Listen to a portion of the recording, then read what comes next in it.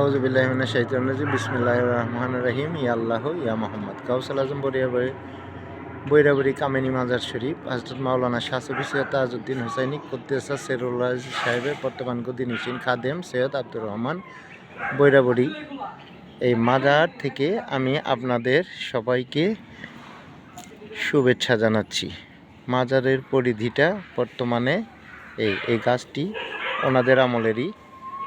এটার কথিত আছে যে ভাজা বিচি থেকে এই গাছের কাঁঠাল হয়েছিল এবং এই কাঁঠাল পাকলে পরে আমরা সবাই মিলে সেই কাঁঠালের দুধ দিয়ে সেই কাঁঠালের দাওয়াত খাই। এই কাঁঠাল গাছটা অতীব পুরনো। আমার সেই ছোটোবেলা থেকে এই দিক দিয়ে আসা যাওয়া, স্কুলে যেতাম যখন, তখন থেকেই দেখতাম এই গাছটি এখনও বিদ্যমান আছে। একটি ফুল গাছ ছিল, সেটি নাই, তবে কামিনী গাছে ভরা ছিল, অনেকটা কমে গেছে, আরও ছোট ছিল। কামিনী গাছের নিচেই উনি শুয়ে আছেন এবং হযরত তাজউদ্দিন হুসাইনি রহমতুল্লাহ আলাইহি মাজার শরীফটা এটি। বর্তমানে এই মাজার শরীফের গুরুত্ব অনেক।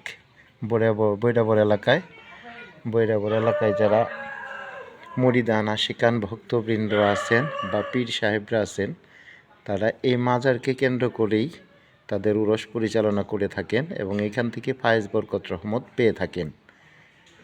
আগামীকাল 4ই ডিসেম্বর এই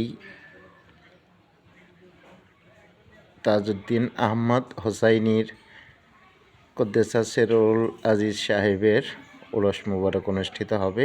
আপনারা সবাই আমন্ত্রিত।